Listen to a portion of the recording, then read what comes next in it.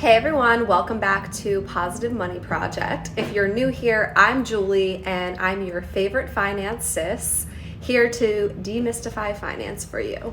Today we're diving into 10 proven ways to earn money. As you all know, there are two sides to the wealth equation: how much you earn and how much you spend. Cutting spending can only get you so far, and so today we're going to talk about the other side of the equation, which is how to earn more. Whether you're just starting out attempting to diversify your income, or whether you've tried multiple things in the past, I think some of these ideas could still resonate with you. So let's jump right in. First, let's talk about why having multiple income streams matters. Relying only on one stream of income, which is for most people their 9-to-5 full-time job, it's actually putting your financial future at risk. When you concentrate all of your income from one source, losing that source means you lose everything. You will not have any income to sustain if your job goes away. And in today's economy, that's a really big deal because, as you can see, you probably have heard, there's a lot of people being laid off right now, specifically in tech and financial services. I have known a lot of people to be laid off. And so putting all your eggs in one basket is always risky. So while you don't have to diversify your income streams, I highly recommend it. And if you're interested, we're going to dive into some tried and true ways. Let's start with your foundation, which is your traditional income stream. For most people, that's your 9-to-5 job that provides a salary. This income stream is steady and reliant, and it also provides you other benefits like access to a 401k, access to health insurance, and other similar benefits that you probably can't get from a side hustle. The key with your 9-to-5 is to optimize it, not just endure it. And what I mean by that is you should be taking advantage of all the benefits that your employer provides, including a 401k match, investing in an HSA if you have access to it, and frequently negotiating your salary. Most people leave a lot of money on the table by not taking full advantage of the benefits their employer offers. If your employer offers a match, make sure you're taking advantage of it.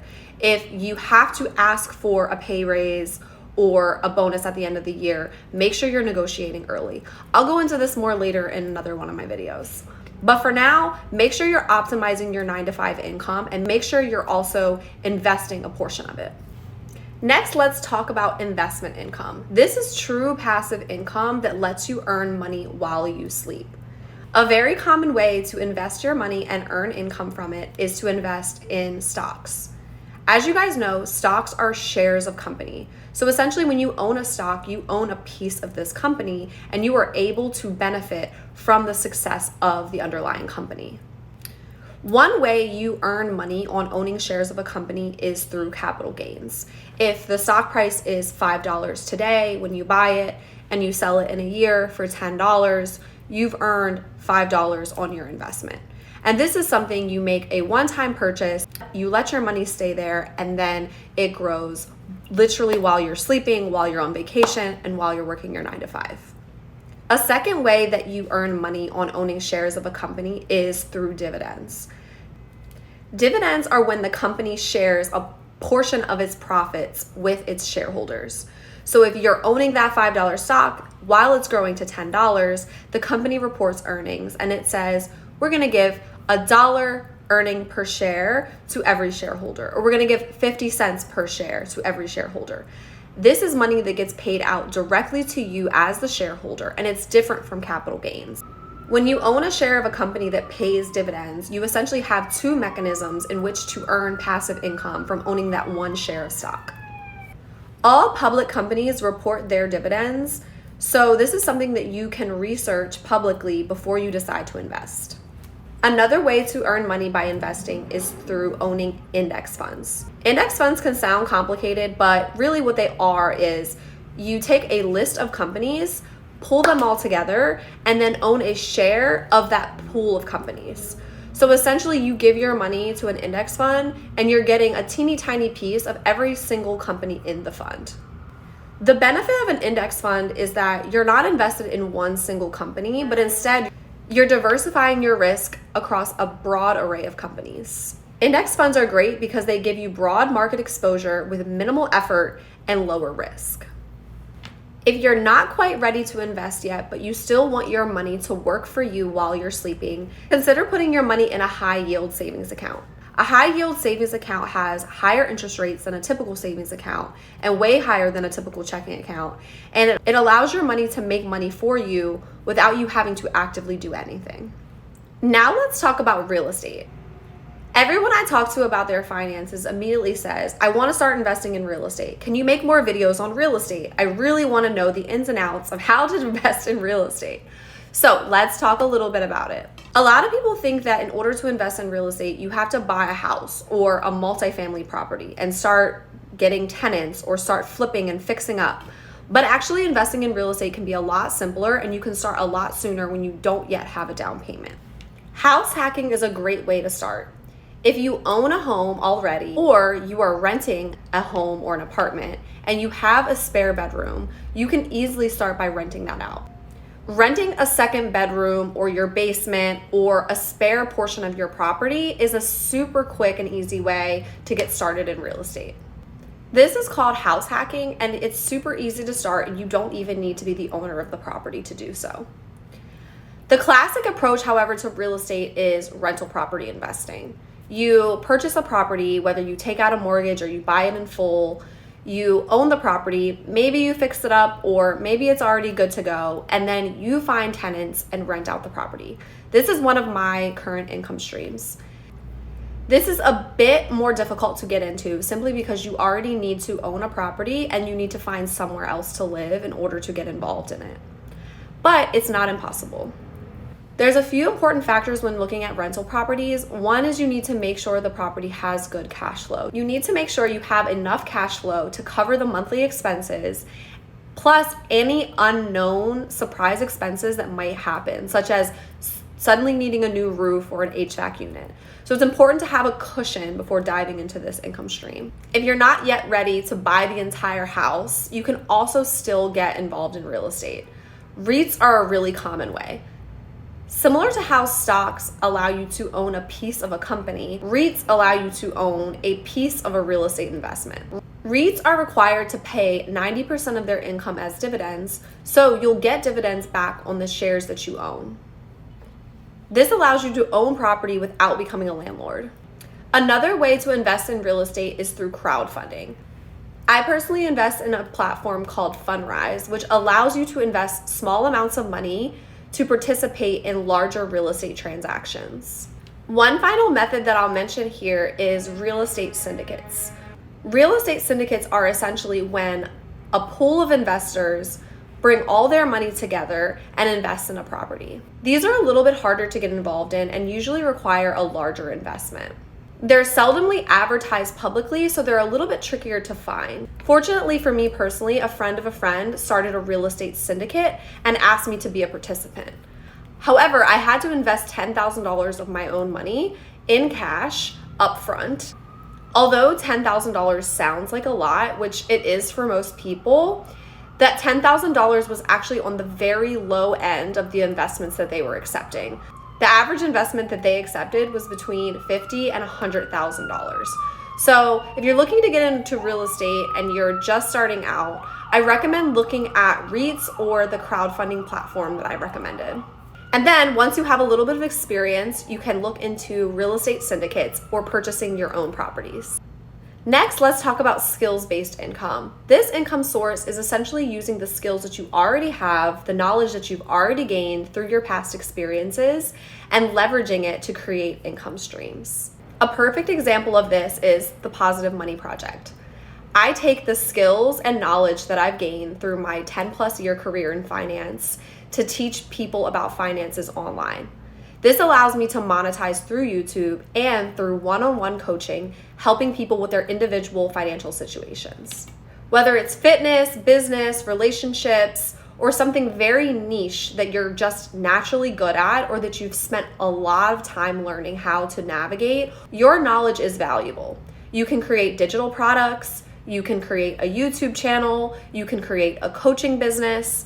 Whatever you decide, packaging up your knowledge and selling it as a resource to others who may be a few steps behind is a great way to earn additional income. One great way to sell your knowledge on the internet is through digital products.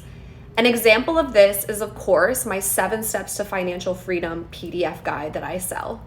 And before I launched my personal finance brand, I sold digital art on Etsy. I was always inspired by positive quotes and I loved printing them out and hanging them around my house.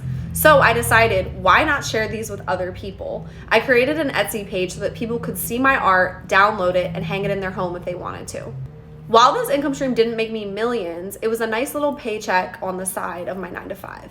Other ways to monetize Etsy is by creating. If you're a craftsman or an artist, you can make art, advertise it online, and sell it on a platform like Etsy or Shopify.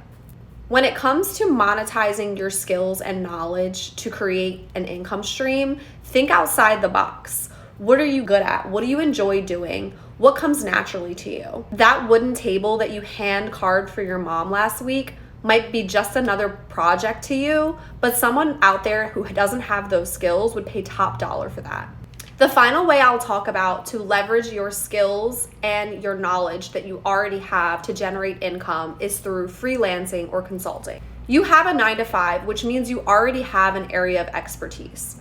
Whether that's writing, marketing, design, or accounting, you can easily add a few $100 or a few $1,000s a month to your revenue streams just by using your knowledge and your existing skill set to do freelancing or consulting on the side.